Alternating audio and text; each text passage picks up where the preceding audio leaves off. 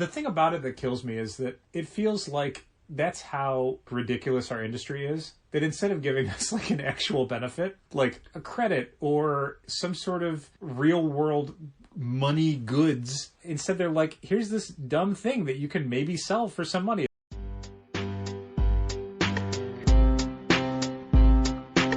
Come on and visit for any occasion. Don't keep patting down waiting. Comics and conversation. Keep the conversation moving along. Keep reading comics, keep your local store strong. If it's hard, then it's a job for the challengers. Comics and conversation, y'all. From Challengers Comics and Conversation in Chicago, this is Contest of Challengers, a comics industry business podcast with Patrick Brower and W. Dal Bush. So now we're probably shooting ourselves in the foot or causing something major to happen in the industry tomorrow. Mm-hmm. But this is one of those rare, but not unheard of, Thursday night recordings of Contest of Challengers. True. We've done Thursdays in the past when there have been scheduling conflicts and whatnot. And this week, there's absolutely no conflict. No, it just felt like it. Yeah, I don't have to rush through to get to an Anne Boleyn live stream like last week. Sure. Which I can still listen to again tonight, one last time. Yep. Listen to and watch. Yep. Today, though, is kind of a multiple anniversary of sorts for challengers on numerous occasions. So we figured, you know what? We'll get together. We'll do this. We'll do this today. Sure, why not? We'll make it happen on a Thursday. And honestly, I don't see it being any different for anybody listening, but I may release it to patrons a day early if I get stuff done. Oh, goodness. I mean, the point is like, maybe I get an extra day to work on this. Yeah. We'll see what happens. Yeah. But today is May 6th, a date that at some point could have been a free comic book day. Yeah, probably. Which isn't. But it is an anniversary of multiple sorts, as I said, because it was 1 year ago today when we were doing deliveries because the store was closed by city orders. I always feel like I need to say by city orders because, like, we didn't close the store. The city, and the city didn't close us. The city closed down the city. Pretty much. It was during the lockdown. But it was 1 year ago today that I had my accident, my injury, my vicious turtle attack, which it's not fair for me to say that. It was self-defense on their part because, let's face it, if you saw the video, I attacked them. They lulled you in. They did. They definitely provoked you. Yeah. And I've been blaming it all on Leonardo because A, he's got the sword, and B, he kind of sustained the most damage. Yeah. I mean, of the turtles. Oof. Not of... no, I mean, there was definitely more injury to the turtles than to you. I mean, looking at you, there was nothing wrong. Like, everything was internal. Like, the turtles, chunks were missing. Yeah. Huge chunks were taken out. Parts had to be put back on. They were shattered in a way that you were not. And whilst a turtle does have a broken arm still, it wasn't from that incident. It was from before that. Yeah. Some vicious child. Yeah. But it was a year ago today that I got a boo-boo. A hook. A boo-boo. Deep into my thigh bone and have forever been changed as a result. Yep. I think I mentioned this last week, but Leonardo and I did a little social media post today about it, commemorating the day. And it's funny because some people are like, hey, I'm so glad to see you're better. Well, better's a subjective term. Still alive. Yep. But in a happier celebratory what mode? Moment? In was the wrong word. Yeah. Of a happier celebratory note? Let's go with of. Of a happier celebratory note, and this is not anything we'd really mentioned, I don't think. Kind of to anyone, but we are both completely vaccinated. Yeah, today is the day that my body finished making all the antibodies it's going to make for the COVID-19 virus. Same as mine. Yep. Because as we do most things for the store together, we got vaccinated at the same time, same place, and the second vaccination... Same needle. Wait, no. No. Actually, each time was a different person with a needle as well. Yeah, and different place inside that CVS. Yeah. Yes, we were at a CVS in the suburbs because CVSs in Chicago at that point weren't administering the vaccine. Or, like, they were, but, like, it was way harder to get appointments in the city. But if you went, like, outside of the suburbs, you could pretty much book them whenever. They had more appointments than they did people wanting to get vaccinated because that's usually how it works in America for whatever reason. Sure. Like, big cities, yes. Outside big cities, ambivalence. So it was 2 weeks ago today that we got the second shot, and Dal's not a social media person, and I didn't feel like posting about it because I felt I was not a fan of all the "look at me, I got vaccinated" posts that the internet was doing. I think it's different now than it was maybe a month or two ago, because a month or two ago, again, it was really difficult for some folks to get vaccinated. You had to adhere to certain restrictions, and that meant that some people could get vaccinated and other people had to wait. So the idea of like, I got vaccinated didn't feel as much like a, yeah, let's all do this together, so much as it was like, why do I have to wait? Now, though, anyone who wants to get vaccinated can, apply to get vaccinated. So I think the idea of promoting that you got vaccinated is of more use, especially when the culture seems to have shifted more towards the skeptics that need to be convinced than, like, the people who just can't get vaccinated. Yeah. And at this point, everybody who currently works at Challengers or was working at Challengers at the start of 2020 is either fully vaccinated or well on the way. Mm-hmm. Like, I think just Andrew and Kent need to get the second shot. Sure. Everybody else has the second and is either still in the antibody phase or ready for it. Yeah. So as a company, we are in good shape, which of course means good things for us, but not necessarily people shopping with us. No, yeah, I would encourage everybody who is eligible to be vaccinated to get vaccinated. We did have somebody come in this week who wasn't wearing a mask and had just forgotten. Right. And even looked like, "Do you sell masks?" I'm like, "You got to go, man. You got to get a mask." Uh-huh. And I felt a little bad because then he was gone for a while. And then came back, and the book he wanted was sold out. But it might have been sold out at the time he'd already come in. I don't know. Anyway, we did take care of him. Yes. And I felt a little bad because we do have, a stack of masks behind the counter. Right. But this was a busy Wednesday afternoon, and this Wednesday morning was especially busy. So it wasn't like, let me take the time to stop and get you a mask. Yeah. When it's a thing you should just have. Probably. But I mean, the whole point of us having them is for... we long abandoned we'll sell you one for $1, just like, here, take one. Yeah, it's not worth it. It's not worth trying to have that conversation when you're trying to get a mask on somebody. Yeah. And it was a thing that I think when we got those masks a year ago, we were expecting a lot of people to not have masks, to not know they're supposed to wear masks, to not want to wear masks. But thankfully in Chicago, that was not as much of a problem. Everybody came in wearing masks, frequently incorrectly, but still wearing them. But, like, we didn't have as much pushback on the, like, I'm not going to wear a mask, or... I didn't realize I was supposed to wear a mask. Both things that we assumed would be more of a problem in April and May of last year. Yeah, pretty much the Challenger's way proves itself again. Prepare for the worst and be surprised when you don't have it. Yeah, we get all knotted up and like, how are we going to take care of this problem? And then it's like, oh, it's not a problem. It's not a problem. But I mean, I think it's to our betterment that we're prepared. Well, I mean, for the store's betterment. Yeah, but like, not just for us personally. Emotionally, mentally. Yeah, we just get Not so anxiety much. over weird stuff that ends up not mattering. Right? Like the comics industry is. And then there's stuff that sneaks up on us that we had not even prepared for. Like, what if somebody waited in line Wednesday morning to be the first person in to get Walesville, to get the Walesville button? Oh, man. And then when he came in, he went to the side counter to get his comics, look through them, and in the meantime, someone who was behind him in line grabbed a copy of Walesville and ENIAC 3 and walked to the counter and got him rung up and said, hey, where's my button? Eric, I want you to know we still feel bad about this. I feel so bad about that. Oh, man. Yeah, somebody who waited outside for X amount of hours next time to be first in line. Next time, I swear to God, I am going, if there's a line and it's a new release Bad Idea Day, and whoever's at the front, if it's Eric or somebody else, I'm going to be like, hey, man, are you here for whatever book? And if they go yes, I'm going to tell everybody in line, this guy's getting the button.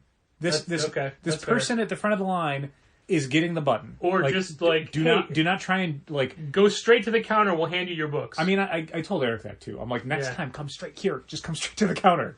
And he didn't pause. Like, it wasn't like he sat down and read a comic. But but the few seconds he took to get his books, someone kind of raced around him. I had him on the counter waiting already. Right. Yeah, and honestly, like, as it's happening, I'm like, oh man.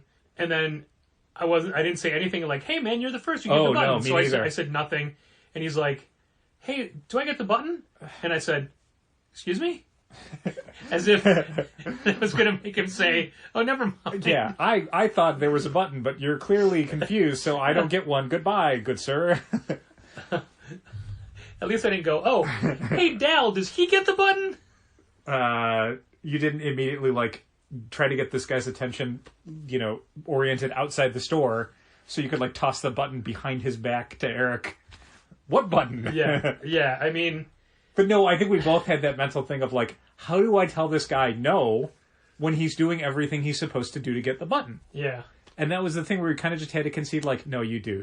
You do get the button. He gets the button. I wish you didn't. Yeah. And technically, if I had been a little bit more thoughtful about what was happening, I would have not let you get the button because, again, someone was waiting for it outside the store.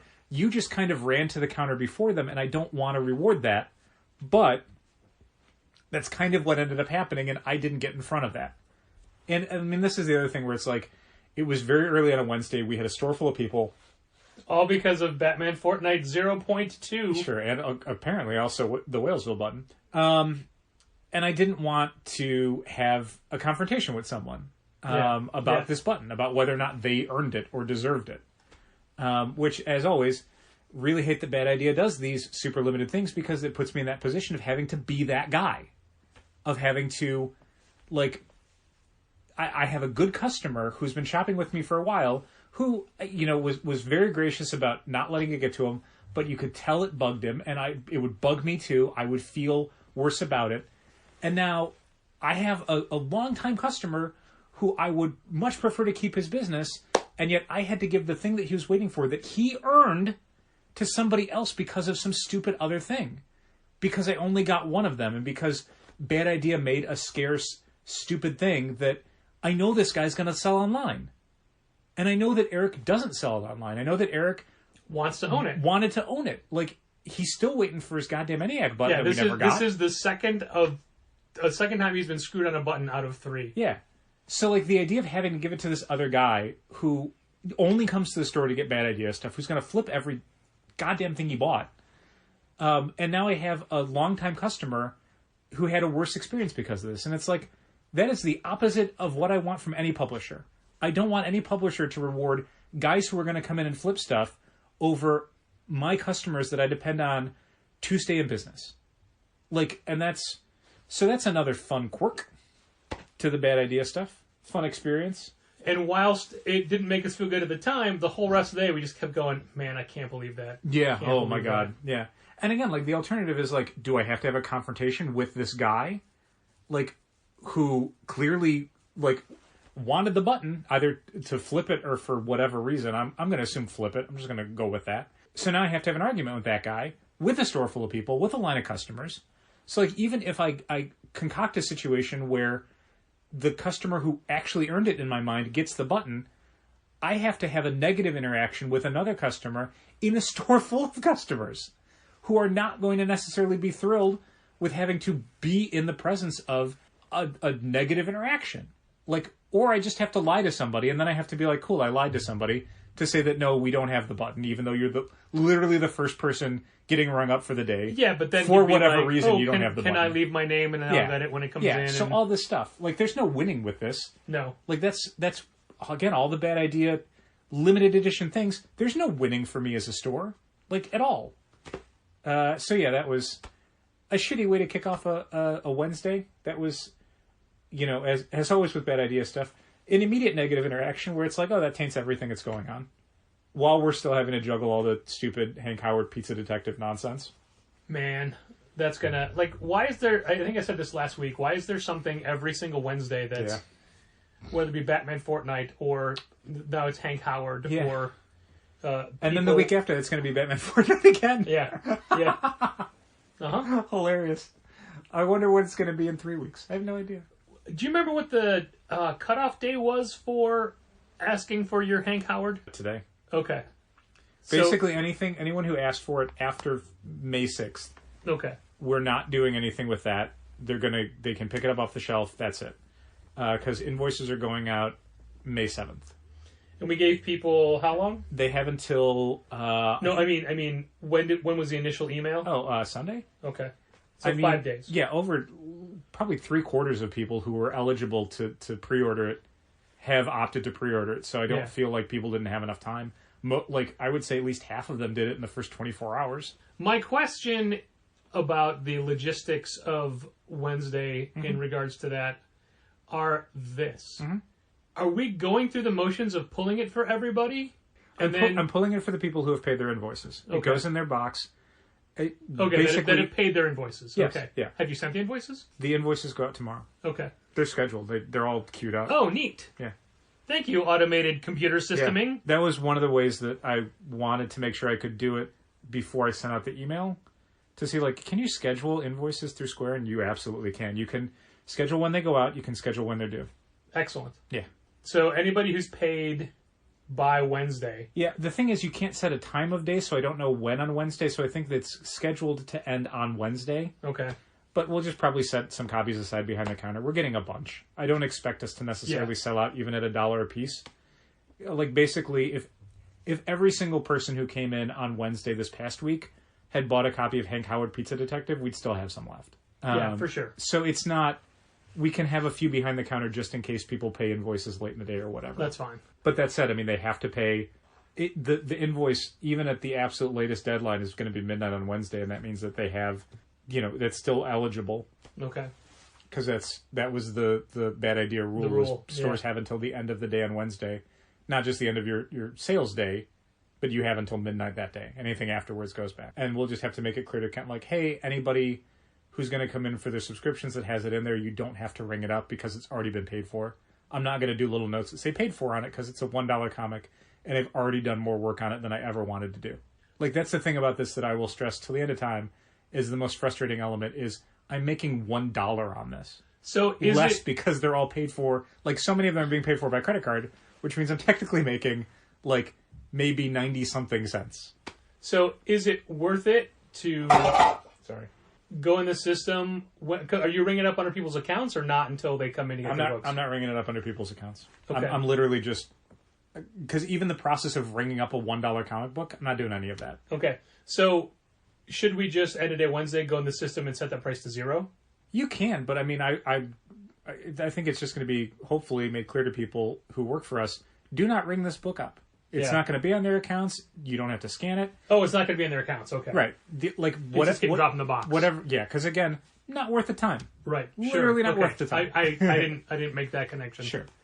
That like the only people who it's going to be rung up for people who buy it off the shelf on Wednesday. Sure. Okay. That's it. Got it.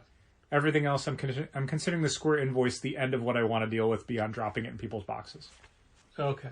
And then you remember there are a few people who left us cash in advance. Yeah, they responded to the email. Okay. So I marked them already. Basically, there's a sheet now that has highlighted names of everyone who's going to be getting an invoice. Yeah. And as they pay, because they have a few days, and so I don't have to do it all at once, I'll just mark, like, paid next to anyone who paid, so that way...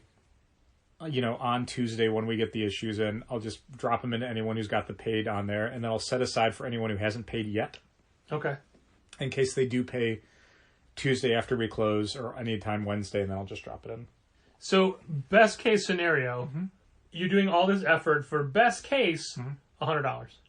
No, we're getting more than that. No, but we're not going to sell more than that. You're right. I mean, yeah, absolute most are probably sounds like maybe 100. Yeah. That's if everyone who pre-ordered it pays in advance. Like, everyone who's down for ENIAC asks for an invoice and pays for it on time. And then... Oh, yeah. Actually... Way more people come in and get it. And right, then, okay. So all the effort you're doing at best is for, like, $48. For the invoices online. Yeah. Yeah. At best, yeah. And it's... Man. And there's a bunch of people who don't check their emails often enough and so won't ever see it. True. And kind of, again, not breaking my heart. It's $1. Yeah, as always, I wish the Hank Howard Pizza Detective thing were for anything that was making me any money, instead of just being like a weird hassle. Yeah, $1. I wonder what it's like. I would have opted out of this, and technically I still could. Yeah. But like the thing with the bad idea stuff, and you don't want to hurt the customers, right? Or... And that's the whole thing. I know there are people who this means a lot to them, and so it's again this sort of frustrating thing where. Like, bad idea is kind of talking past me to the customers and gets them very excited for something that then becomes my problem to deal with. Yeah. I know I've made this analogy before, but it's like when Marvel was doing the hip-hop variants, and they basically went to the readers and said, hey, we're doing these hip-hop variants. Go get them at your local stores. And stores were like, I have to order dumb numbers of some other cover to even qualify for this thing. So now I'm sitting on copies of some random issue of, I don't know, Champions or whatever, to get a bunch of extra covers that people actually do want who don't even read Champions, who aren't going to buy the next issue. But Marvel wasn't communicating that to the customers. They were just saying, this thing, go to your store, ask for it.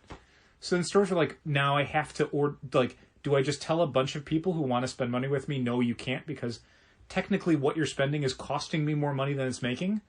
Or do I just bite the bullet, do it, like, retain them as a customer, hopefully, get them to think of my store in a positive light, and hope it pays off down the line? Like, that's a terrible, like, problem to have to solve as a store. And that's what stuff like Hank Howard is maybe someone comes to your store and maybe they buy other stuff, or maybe because they're able to get Hank Howard for $1, they're so in love with your store that they keep spending money. And it's like, a lot of what I've been seeing from the last few months of Bad Idea stuff is, no, they literally just come and get the Bad Idea stuff and then go to their own store and buy everything else. They go to the store that does not have Bad Idea stuff. So what I want more than anything in the world is for Bad Idea to be at every store, so I don't have to feel that responsibility. So I can just be like, no, I don't want to do this stupid project. Go someplace else. I wonder how the stores that don't have Bad Idea books feel, especially if you're a larger store or a chain store. Sure. When you know you have customers who would want those books. I'm sure not great. And you can't service them. I would be glad to have a conversation with any of those stores that feels like they're missing out about Bad Idea stuff. I would have a lot to say that would hopefully alleviate some of their FOMO. I read Whalesville this week. How was it? And, well, see, once again, Bad Ideas solicitation information or their blurbs on their website are way too long. Mm-hmm. They're very long solicits. Oh my God, they're like 4 paragraphs long. Because they describe the entire book. They really do. There are certain elements in Whalesville that you're supposed to organically discover through the story that they tell you right up front in the solicit. That's not great. And it's obnoxious in how it ruins the story. Because that's the thing we've always tried to stay away from when we're pitching a book to somebody. You want to tell them what they're going to experience. You don't want to tell them exactly what happens in the story. You want to know what it's about, not what happens. Right.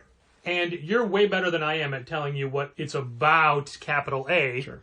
Where I'm more better at words. More better at the words. Where I didn't mean to say better at all. Where I'm more of like, hey, here's the story you'll be reading, but you're like, no, here's what the story is about. Sure. We have different approaches. But Bad Idea tells you the whole story. Here are the contents of issue 1. Thanks. Yeah, like literally, that's exactly what Tankers was. Uh-huh. And that's what Whalesville was. Luckily, there was a cute backup that had no description, just other than Matt Kent, Tony Millionaire. Here's the funny thing about the Tony Millionaire backup. Yeah.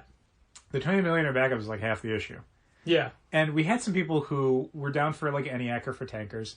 And so because of the way that the Bad Idea titles don't really show up in our system in a way that we can really do pre-orders, we're forced to kind of just assume that people who get ENIAC want every Bad Idea thing until they tell us otherwise. Because, I'd rather risk pulling something for someone who doesn't want it than not having copies for someone who did want it.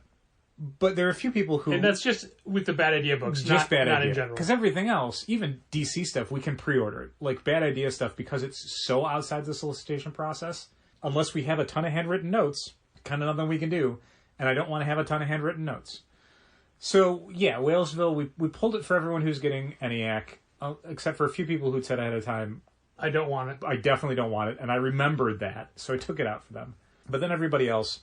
Then we, on the Tuesday night email, when everything had arrived, we said, hey, by the way, if you are down for Whalesville on this email, if you don't want it, tell us. And a couple of people were like, please don't give me Whalesville. Okay, great. But some people came in Wednesday and they saw it and they're like, oh, this was that Whalesville thing. And they flipped through it. The problem was, like, I feel like if they had flipped through the Adam Polina stuff, that appeals, I think, to the people who were getting Tankers and ENIAC. Yeah. But unfortunately, because of the way that they were holding the book, they were more likely to flip through the Tony Millionaire stuff, and that is completely not what they want.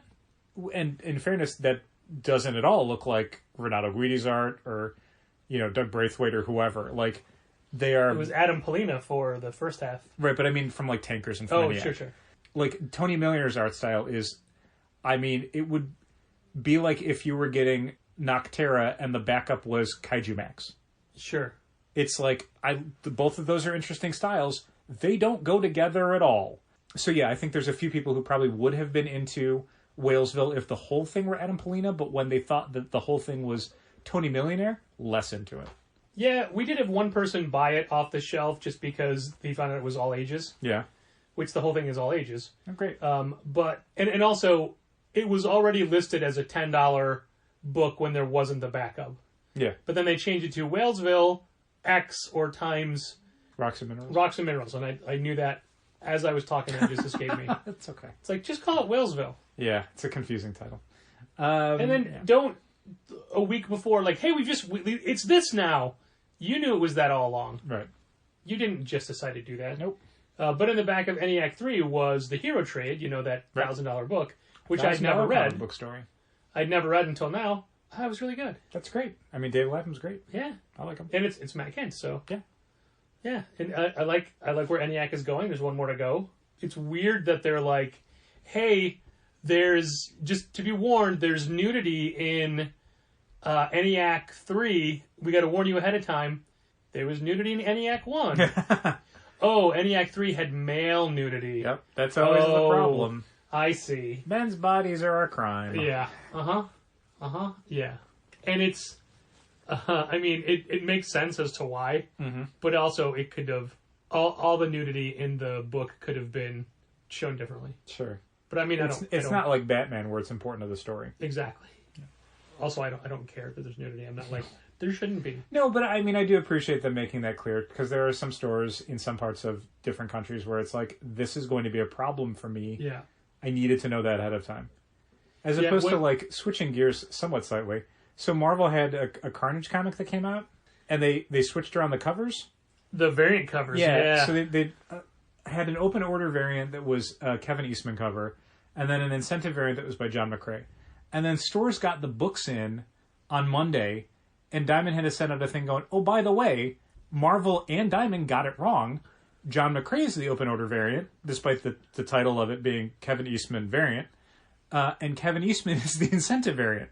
Whoops.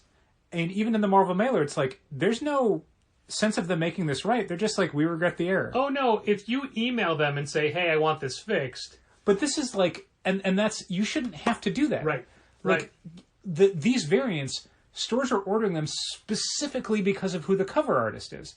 And I got to tell you, like, when I saw that someone was down for the Kevin Eastman variant, I'm like, God damn, we should have ordered a bunch more of those. Like, a Kevin Eastman variant for a Marvel comic is going to get people's attention. Well, thank God we didn't, because we'd have a whole bunch of John McCrea variants that people would not be as interested in. What about the person who ordered it? Have we...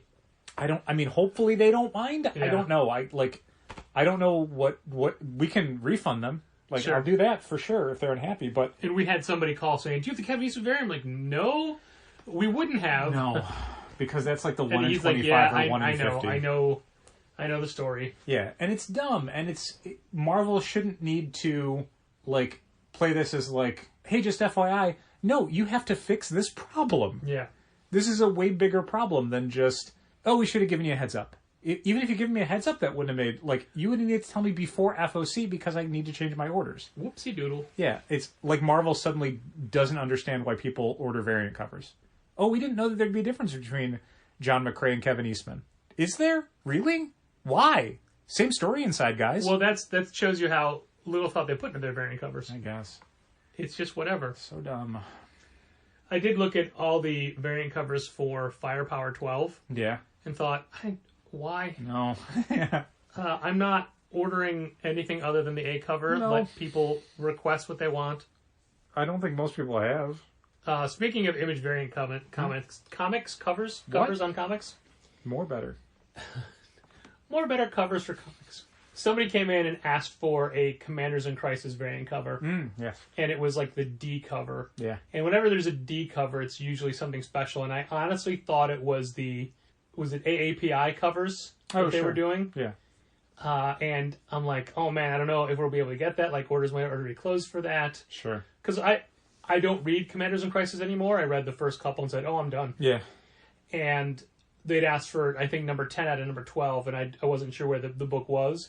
Sure. But the Asian American cover is a different issue. Yeah, because they're doing that. They're doing Pride stuff as well. Yeah. So, and this one would be for July. Okay. So when I look it up, imagine my surprise to find out and delight. that it is a Danhausen cover. D for Danhausen. Danhausen, very nice, very evil. Did you? Like, I feel like I hit that pretty good. You did. It was good. Thanks. Commanders and Danhausen. Danhausen is an independent wrestler who does basically like a Misfits kind of makeup kind of thing, but he's very evil. But he's very nice. But he's very evil. Yeah.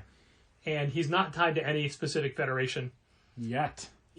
But he does a lot of stuff on YouTube, and he's incredibly entertaining. Yeah. And just he did a tour of 1 hour teas, which was real funny, and he does unboxing videos, which I don't watch, so I don't care about unboxing videos.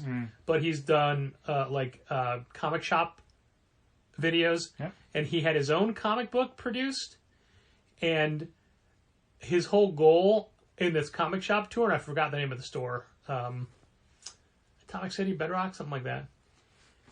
He was distracting the store owner and putting his own comics on the shelves, and then he was going to come back the next day and then demand all the money for them. And of course, it's just a bit, but it's very entertaining. He was also on the Conan O'Brien podcast. The debut of the Conan Needs a Friend. Conan Needs a Friend. And there he wasn't in character, which was interesting. Yeah, it was just him as a regular person trying to explain his character and, I guess, pro wrestling in general. Yeah. To Conan O'Brien, who Conan's at his best when he's trying to be inquisitive about something he A, doesn't know anything about, B, doesn't care about. Like, there's some, like, that's why Conan O'Brien playing video games took off, because Conan O'Brien is not a gamer. No. And doesn't, like, think much of video games. So getting him to actually interact with them is hilarious. And he's a sore loser, which is infinitely funnier. Yeah. So it was the same thing where, like, but he seemed like he was having a blast talking to Danhausen. Especially because Danhausen says that he draws most of his character inspiration from Conan O'Brien. Right. But there's a Danhausen cover for Commanders of Crisis, and which we'll Danhausen will be on the cover, so yes, we will definitely be carrying that. Yeah, hilariously, Commanders in Crisis is a book we don't even carry for the shelf anymore, but we will just randomly have this one Danhausen cover. Yeah. Which is fine. Yeah, haven't decided the quantity, but if it were in any way possible to have Danhausen sign the books, oh man, that would be lovely. Maybe next time he comes through town, we'll still have some left. Right? And it's now time to thank our Patreon supporters, including our annual patrons, Becca Hilburn, Brent Helt, Dal's mom Diane Bush, Jose Villagomez, Josh Crawley of Westfield Comics, Michael Romanenko, our patrons that have created their own tier, Andrew Drewtroit Comics Aaliyah, Christina McChrystal, Bridget K. Neville, Chris Burton, our other generous patrons from the Say My Name tier, Arun Singh, Social Media Vampire, Ben-Hur Benedict Calaguas, Chris Carr, Christopher Haith, Don Cardenas, Drew Triner, and Ashley Edwards, Challengers Reservist Fallon Mackerline, my brother George W. Brower, Heidi D., Jacob Sorelli of Kamikaze in Tel Aviv, from 11 O'Clock Comics, Jason Wood, Josh Trigg, Mark Hammond of All Yeah Comics, Margie, Keith, Logan, and Malcolm Springham, Marcus Nasso, Matt Armstrong, Mitchell Davies of All Star Comics in Melbourne, Australia, former challenger Molly Jane Kramer, Morgan Kaiju Perry, Nick Baldwin, Robert Burns, Ryan Alcock, Ryan Hecht, Sean Bowers, Tad Eggleston and Johnny Williams, Thomas Nagovin of Century Guild. And if you would like to hear your name thanked once a month on this very podcast, head over to patreon.com/challengers and pledge at the $5 Say My Name level. Thank you all very much, and a big thanks to all of our other patrons who generously support this podcast at different pledge tiers. Earlier today we were having... Spoke too soon, those antibodies aren't working. Earlier today we were having trouble breathing. Earlier today I was in urgent care for a while. For your anniversary. Yeah, right? For your injury. For the other leg. Why not? Let's go to the other leg now. Earlier today we were talking about how through the history of Challenger's staff, there's really only been one person that was as up on industry news as we were, not storylines. Right. Like Kent or Andrew can tell you anything about the books they're currently reading. Sure. And I think Andrew does a decent job of paying attention to what's happening Yeah. outside, but how it's not innate to everybody else to be as involved in the comics industry as we are, because it's not their main job, Right. and it's not their main hobby. True. And even if it is their main hobby, it doesn't mean they have to be as thoroughly invested in it. Like, Dow, you find yourself suddenly knowing a lot more AEW wrestling statistics and facts do. and behind-the-scenes stuff. I do. When, 2 years ago, you couldn't give a crap about wrestling. Yeah, and I mean, to be fair, like, I definitely try not to get too far in the deep end of, like, dirt sheets and stuff. Well, my point is, you don't go looking for this; it just finds you. Kind of. I mean, like, Algorithms and whatnot. yeah, because of algorithms. Since I've read a few stories on a few different sites, now Google's like, cool, so here's some more stories from some more sites. Okay, great. Yeah. I completely lost why I was bringing this up. Oh, because you said there was somebody who worked for us that... Oh, no, but I was talking about just the knowledge base of the industry. Oh, yeah. I mean, And- it's you have to have kind of a special kind of mental illness to need to know more about this stuff, to be kind of voracious about it. And I wonder what the expectations are. Oh, I got it. I'm back. I feel like Jeff Winger in the middle of a... No, I got it. Okay, we're good. My point was, I didn't know about the Danhausen cover, Right. and a customer did. Sure. And it was a pleasant surprise. But at the same time, I felt like I was letting him down a little bit because I didn't already... I couldn't say, always. yeah, the Danhausen cover. Yeah. But, I mean, you would have needed And to... I assumed it was a cover 2 months earlier. I thought it was a different one. Sure. Also, because of this gentle person's race, Uh-huh. I assumed that's why they wanted I a see. cover that they didn't want at all. I see. So I made an assumption which was incorrect. Incorrect. And Yeah, I mean, the only way you would have known at this point is if you read through all of previews and looked at every variant cover that got listed. sure. Because, like, we're way too early in the process for Image to be like, hey, everybody, Danhausen's going to be on the cover of Commanders in Crisis, because, like, the orders don't even close for another 3 weeks. Yeah. Yeah. Like, that is kind of niche-oriented. It would be like if there were, like, some random artist doing a variant to, like, that month's Justice League issue. Not only would you have to have read the catalog, but you'd have to look at stuff that you normally wouldn't pay that much attention to, because your orders aren't going to fluctuate that much on... Like, again, this is like Commanders in Crisis 10 of 12. Sure, and I grant you all that, but, like, let's say Winger was doing, and not Jeff Winger, the band Winger, Okay. was doing a variant cover to Thank Justice you for League. clarifying. That's a thing I have 2 different opportunities to know about. Well, and this is what's so weird, specifically about the Danhausen thing, is that it's not like Commanders in Crisis has done a whole bunch of wrestling variants. True. And it's not like Image as a company is doing a whole bunch of wrestling variants for that month. True. Yeah. Like, usually when there's a celebrity thing like this, it's not that specific. Like, or if it is, they kind of make a big deal about it, but because the celebrity in question is an independent wrestler that we just happen to be fans of, there was no way for us to know about this, Sure. basically.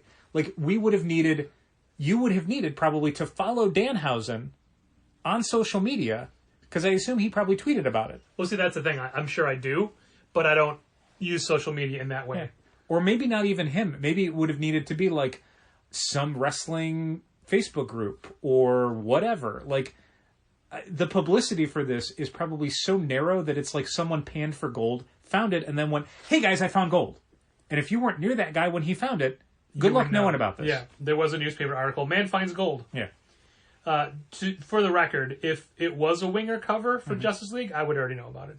Yeah, I'm sure. I did spend some time today watching Reb Beach lay down some solos for the next Winger album, the 7th. Do you think, would Blabbermouth have covered this, do you think? I wonder. I don't think so, but this is just I saw on... For Winger, I mean. For the Winger cover for Justice League. Oh, probably. Yeah. 'Cause That's where you'd find out about it. That's where I found out about the foreign language, or the European heavy metal covers for death metal. Which are now going to be offered by DC in very limited quantities, I guess. But also with, like, records or CDs or something? Flexi-discs. Flexi-discs, yeah. Flexi-discs are records. You play them on a record player. I don't know that we'll be carrying those. I don't know if we can even get those. I mean, we can Yeah, order they're so them. limited, yeah. I don't know if we're going to get them. Yeah.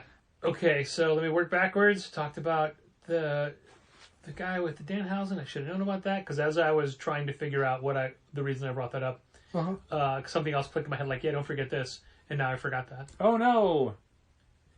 Is there anything that, and I know the answer is no, and I shouldn't even ask it as a question, but if there was just a way to reassure people on Pullbox that, yes, they did things right, and no, you don't have to ask us when you order something because you're doubling work for us that way? No. Yeah, I mean, you could literally just say that, but I mean, the problem is Pullbox is not still in beta. Yeah, still in beta, kind of. So it's not reliable enough to have that confidence that you don't need to double check or whatever, because almost everyone who's asking has found weird stuff. Like somebody specifically who was like, "Hi, I was trying to order all these Dauterman design variants, or what the Hellfire Gala design variants. Yeah. But I couldn't find the ones for these certain books. Yeah, Wolverine Cable. and Cable. And it was like, okay, so I had to dig through the system and find out, okay, well, Cable doesn't, because Cable isn't tying in, because that's the same month that issue is also Cable's final issue. So they kind of don't have time to do a Hellfire Gala tie-in. They have to end their story. So that's not happening. That's why Cable doesn't have a variant for it or a tie-in issue. Which is surprising, because Marvel would just shit out the cover anyway. Yeah. Let me rephrase that. I'm not saying the artists wouldn't put their main effort into it. But Marvel would attach a variant to anything ever. Yeah. They don't care that the story doesn't matter or doesn't tie in. Months later, you can have Alex Ross covers for it. And then the Wolverine variant was like, oh, for whatever reason, that Wolverine variant is the incentive one. Everything else is open order. That Wolverine one is incentive. Oh my god. And it's like, I don't even remember what level it was. So I'm like, no, we can't do that one. But everything else. So yes, you did everything right, but you would assume that you were doing something wrong because you couldn't find those last two. Here's why. Yeah. So they're both answers where it's like, you didn't find them because they're not in the system because Marvel did a dumb thing. Or, if not dumb, counterintuitive thing. But yeah, almost everyone who's had extra questions have had it because Pullbox missed something, or they were asked to do something in a way that was not clear to them by Pullbox. Sure. In response to Sanchez's question from today, which I didn't look at thoroughly because I knew you'd handle it, I'm going to assume it's basically stuff like Saga that is not active. I don't know what it is. I asked him to reiterate his question, and he went into more detail, and I honestly still didn't understand it. But the final part was, can you send me a list of what you have on hold, like on subscription for me, so I can double check it against Pullbox? And yeah, it's like, I just assumed that it was I can do. Titles that are inactive. I don't think so. But still will have subscriptions at some point. No, it feels like it's a thing where there's a discrepancy for him between books that we say that are on his subscription and then what he's seeing on Pullbox. So regardless, I just gave him a list of what he's down for, and then if he's got questions after that, he can let us know. Okay. And we can try and figure it out. Yeah, I wish Pullbox was more intuitive and easier for people to understand. That said, it is still a beneficial system for us to use. Yeah, it's like a lot of systems. It's not as coherent or cohesive as we'd like, but it's fully comprehensive. But it's better than nothing, so we'll use it. But the problem with a level of service that can be best described as better than nothing means you're going to get a lot of questions you're going to have to answer, or reassurances you're going to have to make, because the platform just is not good enough to avoid those. Hopefully there will be options for us down the line that are, but currently there's not. I tell you, the thing I think about a lot, though, is just moving subscriptions to here's the monthly catalog, tell us everything you want from there. No standing orders, nothing carries over. Because so much stuff now, the problems we're having are because it's like, hi, I wanted just this one cover for this month. Yeah. I mean, but can you imagine the inputting work that would be? But even beyond that, like, there's all the problems of like, oh, I wanted this series, but I didn't want this series. Or I want my subscription to stop here, but I want to get this one instead. And it's like, I understand all the reasons everyone says those things, but the idea of a standing order is so archaic compared to where the industry is now. Standing orders make sense in the 1980s because you're like, I want Amazing Spider-Man. Great. Amazing Spider-Man comes out, once a month, maybe bi-weekly in the summertime, and then we're moving on. Amazing Spider-Man comes out forever. It's been coming out since the 1960s. It's going to come out forever. But now you get books where it's like, oh, X-Men goes to issue 21, and then it becomes a new creative team with X-Men #1 the next month. Or Amazing Spider-Man has an extra issue every month that's a standalone. Giant size Amazing Spider-Man King's Ransom, #1. Or any number of other things where it's like, I want it to be not something we have to figure out. I want to be able to tell people, you tell us what you want from this catalog. You got to look at the catalog. You got to go through it. You got to tell us what you want. We order what you tell us. The end. Like, that's it. If you didn't tell us you wanted it, we're going to assume you don't. You're not going to get it. Like, it is incumbent upon you to be attentive to your subscriptions. I like that system so much better than just the kind of mix of, you didn't tell us you wanted this tie-in series, so we didn't pull it, or we pulled you this annual you didn't ask for because you're going to want to read that story. Like, I don't want to have to worry about that stuff. Yeah, I get it. But and even beyond that, it's all the variant cover stuff where it's like, I just want the variants for this series, or this month I want this variant, but next month I want the A cover, and then the month after that I want these 2 variants. And it's like, here is just a blank slate every month. Tell us what you want. I'm not trying to convince you because I don't think you want that. Oh, no, definitely not. But, oh, man. But also, as a customer, I don't want that. See, that's the thing. I don't want that extra level of, I have to do this every month. As I just want to say, that's like, because all I ever want is the A cover of the books that I want. Right, but like, as a customer, for me, in other hobbies, that's exactly what I do want. I want just a list of everything and going, let me pick and choose. Let me decide my level of I get that, purchases. but you can't compare serialized comic books to Kamen Rider action figures. You can't. And I mean, like, but even beyond that, like, I would prefer to just go through a catalog like previews every month and be like, I want these series. Well, good news, you do. But, like, if I was just getting regular single comics, like, I would prefer that interface than, like, a fire and forget, here's a list of stuff I want, and then I'll just browse the shelves. Now, do you want the work of inputting 300 club members' special orders every single month? And no, I mean, our system currently doesn't account for it. And B, you know that people would never do it. Like, obviously you made a digital... It becomes not my problem. It's a digital catalog, right? You're not advocating giving previews to everybody because... No. Talk about archaic, Jesus. People don't come in and... Right, sure. But you'd give them the link to that previews world. No, I mean, look, let me get in front of this. There is no way for us to do that right now. But I'm trying to... There is no way for us to move to what I want. Like, the system literally does not exist currently. It could in the future, and that would be a different conversation. But what I'm saying is, my ideal scenario is I don't want to have to deal with standing orders because that's not the market anymore. Not by a long shot is that the market. That hasn't been the market for like 5 years. The fact that DC's doing anywhere between 2 and 4 covers to every single comic book they make proves that that's not the market. And the mix of people wanting variants and people wanting tie-in series and people wanting single issues of things and crossovers and whatever, like, and renumberings and series that stop but become other series for a little while and then become the series again, and creative team changes and every other element where the idea of I just get this one book is a thing you can barely only apply to like a few Image comics, and that's it.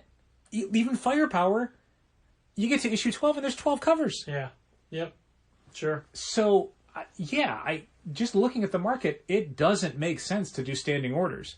But our system is built for standing orders, so I can't really do anything about that.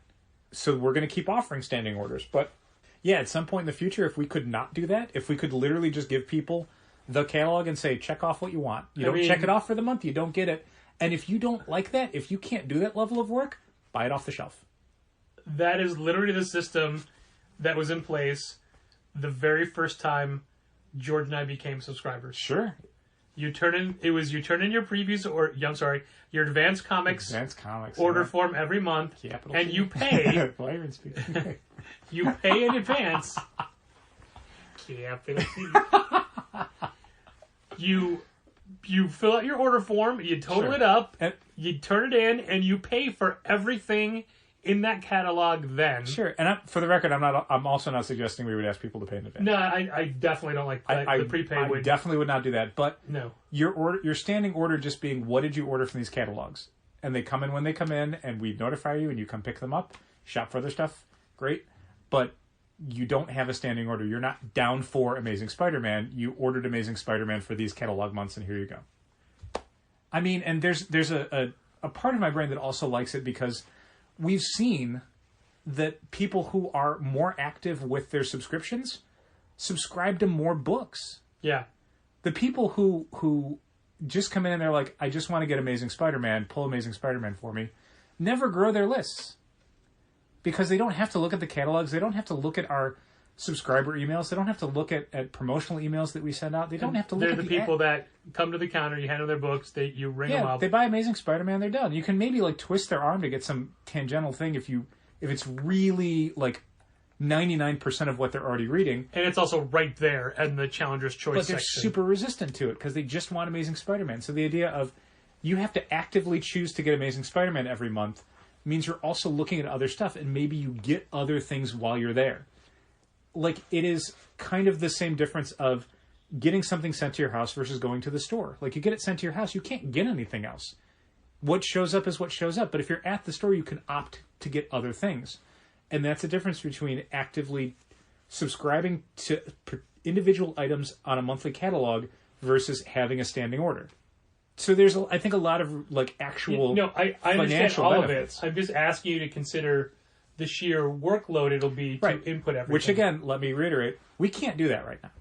I can want it as much as I currently want it. Yeah. And I can also say, our system is not set up for that. Like, I could maybe talk to Diamond and be like, is there a way to not have standing orders, to just move everyone, like, to gray out the subscribe button? Because it doesn't feel like that's viable. Like, it feels like their system is set up to, by default, offer subscriptions to anything that is considered a series. Oh, well, I mean, step one, you would have to discontinue Pullbox. No, I mean, we wouldn't do it. People would need the entire catalog to go through. Right, but you can send them a link. The catalog exists online as a website. No, but if they can't click a button to order something, no, absolutely not. Okay. Like, that's why we use Pullboxes, because it lets them automatically add something. They don't have to go to a separate email and say, I want to subscribe to this book. They click a button 24/7. Yeah, I see what you're saying. That's So I see that why, functionality needs to be there. But I would also want that functionality to be, hi, this is the 3 weeks that the catalog is live. In that 3 weeks, go through it and add whatever books you want. But anything you don't physically add from that catalog, you're not getting. I don't think it's an impossible ask. But yeah, I mean, again, our system right now is not set up for it. In the future, I hope there is something that is. something. Yeah, someday. But yeah, that's Something, anything. that come is away one of from those, it. like, if I could make something happen in the industry, that's what I would make happen. Because the standing order thing is so incongruent to what the industry is doing right now. Like, every push towards short-run series and variant covers and all that stuff is pushing farther and farther away from the world that made standing orders make sense. Every month it gets further away, more disjointed, more unreflective. I don't know if I want something to be reflective of the current industry, because I don't like. It's just straight ordering from a catalog. I don't That's like it. all the options. I mean, that's it. The alternative is the industry contracts to a point where it stops doing those options. But when even Penguin Random House is like, yeah, we can do variant covers, it's like, well, shit. That's never going anywhere then. Yep. The only hope you'd have is some larger part of the apparatus saying, I'm not dealing with 12 SKUs for one issue. That's ridiculous. But it's like, nope, they'll do it. Cool. It's only going to get worse then. It still kills me that one of the big things of like switching over to a brand new distributor is an exclusive variant cover. Great. I don't care. Don't care. It's also an ugly cover. The thing about it that kills me is that it feels like that's how, like, ridiculous our industry is. That instead of giving us, like, an actual benefit, like a credit or, like, some sort of, like, real-world money goods, instead they're like, here's this dumb thing that you can maybe sell for some money. It's like giving us, like, McDonald's gift certificates or something. Like, what? Why don't you take us seriously? Why do you think that this is, like, a good move for a business to give to another business is some stupid variant cover? I find that ironic you say that when I know for a fact you would love to get McDonald's gift Yeah, certificates. like, let me walk that analogy back. I could use McDonald's gift certificates. If Penguin Random House was like, you sign up for a new Marvel account or are a Penguin Random House account in good standing prior to this date, and we will give you, like, $50 in McDonald's gift cards, I'd be like, wow, thanks. Useful. A stupid John Romita Jr. variant cover? Not useful. Sad. Childish. Oh, but you can flip it for more money. Cool, so it's worth somewhere between $0 and $infinity. That's awesome. Yeah. That's what I want from a business partner, is something that has no specific value attached to it, which means it could be the most valuable thing in the world. Like, this is dumb. This is stupid. This is our industry. Is things that are constantly being given to us that have no reliable, legitimate value. Just stuff that maybe you can sell. Maybe you should be grateful for it. Here's a button. Mean. Sorry, that was mean. That's a cheap shot. Yeah. Yeah, You dumb say industry. mean because you meant it. Dumb industry. Mean and meant. Comics is ridiculous. There's I want to say a parent, but an adult in with some kids. And the kid got to get a few things, book and Pokemon cards, because they had gotten straight A's. And they'd said that where they wanted to go when they got straight A's as a reward was Challengers. So that was very kind, and that was a very sweet thing to hear. And then the parent had some other comment or something. And the resolution of that comment was, oh, well, maybe, the kid can, open a comic book store someday. And I laughed and quickly to the parent, not to the kid, said, oh, God, aim higher. Aim so much higher than that. Yep. You don't want that life for them. That's ridiculous. I think there was a point where I had lied and said, I pointed to you and said, he got straight A's too, and this is what he wanted. That's where it came in. That's right. But that's, of course, a lie because you never got straight A's. I got straight A's in the first and second grade. And then swiftly stopped caring about school or schoolwork or academics or judgment. I say this judgment. often. I say this often, but I have a collegiate degree, and you barely have a high school diploma. And somehow Five-year plan. True story, everybody. Yeah, you're so much smarter than I am, and I don't know how that happened. I don't know how it happened either. I learned it on the streets. It's ridiculous, this industry. Nearly any time something happens in it and you recount something that happened on like a Facebook group or some sort of industry board, it's always regrettable. I shake my head at it. It's all so dumb. For example, I had read somewhere this week that I assume it was in regards to Batman Fortnite, but some retailer had posted a sign on their front door condemning DC for their decisions and warning customers of them not having the book and blaming DC for it. It's not DC's fault. No. DC published it. DC made it returnable. But also, we had a family come in Sure. on Wednesday, and I erroneously assumed they were there for Batman Fortnite. Uh-huh. And the dad had said they were in because AT&T decided to no longer sell DC comics to their normal store. Uh-huh. And all I thought was, that's not true. You've been lied to. Yeah, so some retailer is either angry at DC or somehow lost their lunar benefits or whatever. Right.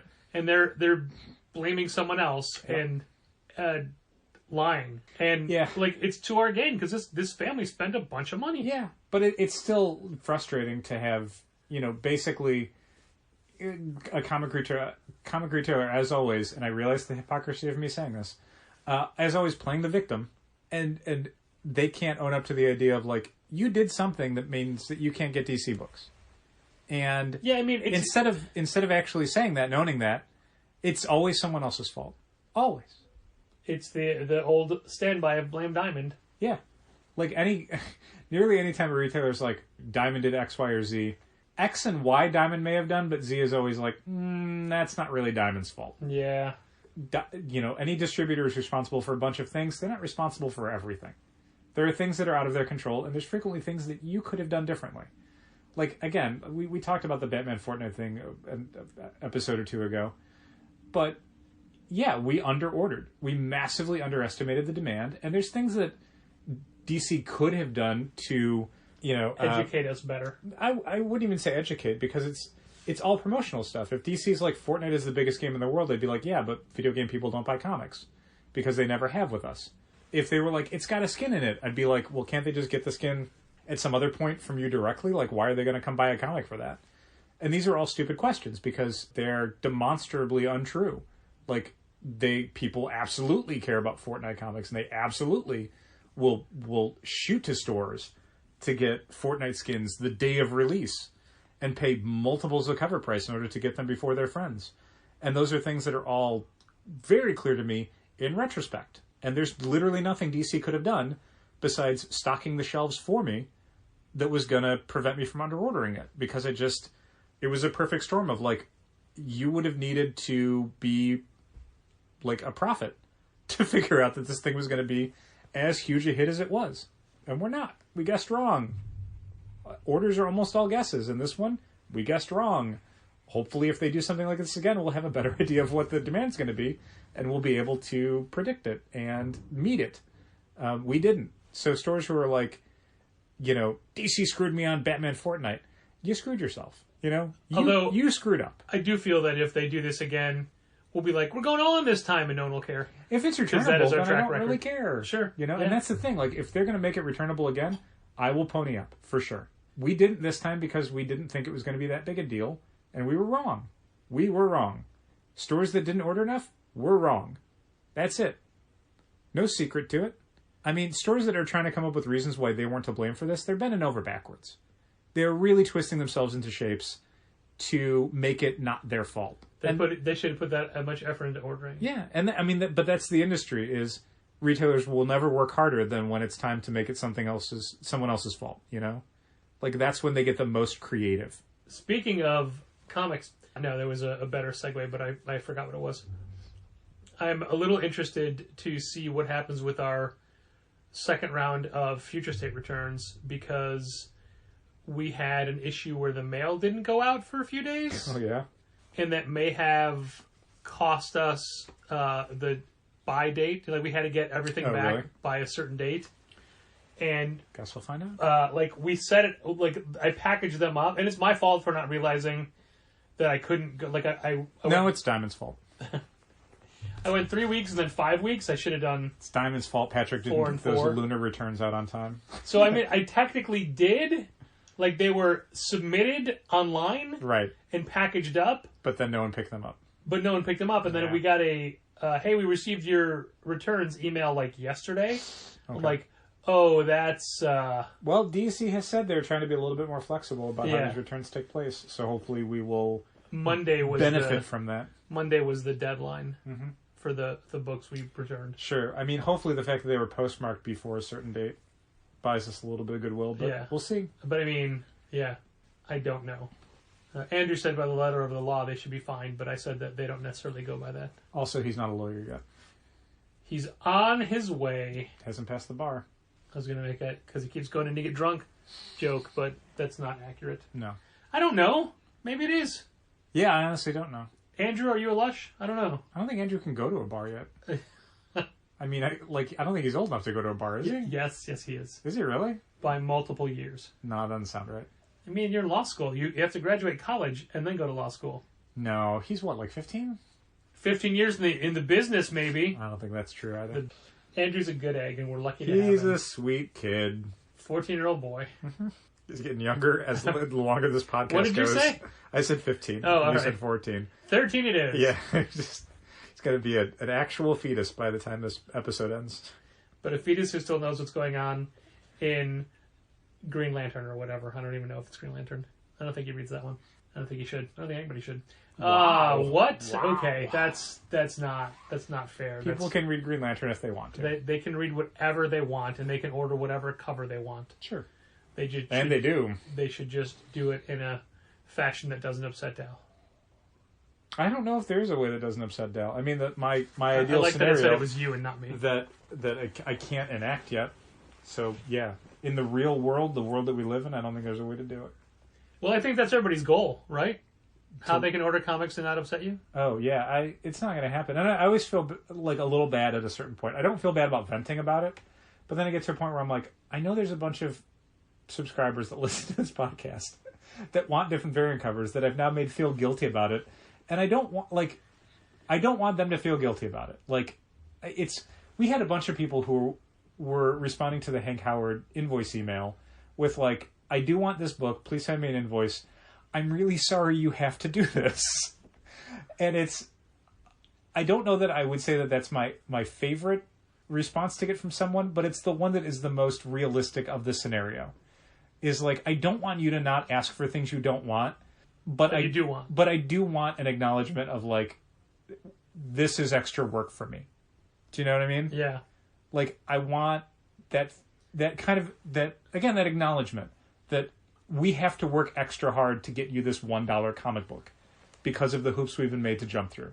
So yeah, I mean, if you're listening to this and you get, Flash variant covers or Carlos Pacheco variants, you can absolutely keep getting those and keep ordering them through Pullbox and doing it on time and doing all the things you've been doing, and that's great. But yeah, my ideal scenario is no standing orders and stuff like that happens in addition to your monthly orders and stuff.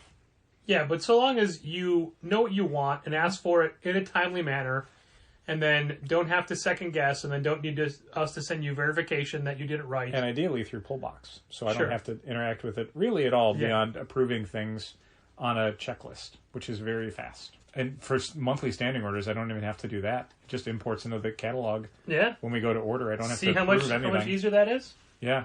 It's one of the weirdest things now is because of stuff like that, the amount of subscribers that we don't get emails for the new catalog to say, add me for these things. And they're only ordering stuff in the current catalog, so I don't have to do the reorder approval for stuff that's added that hasn't shipped yet but isn't in the current catalog.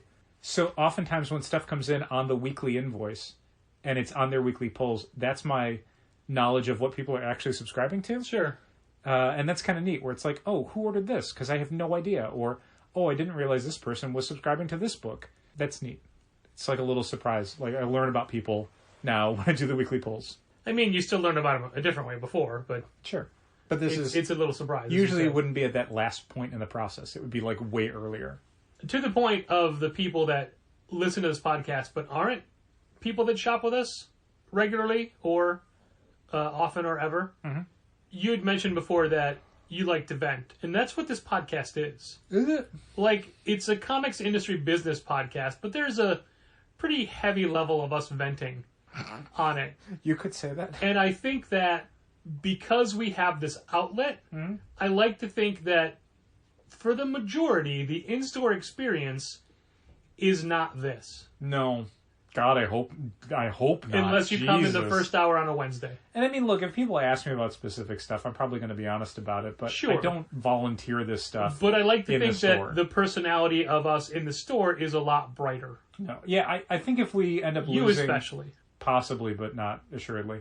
I think if we were to ever lose business relationships, i.e. Bad Idea drops us like a hot potato, it would be because of this podcast, not because of what we do in store. This is where we are brutally honest and probably unhelpful.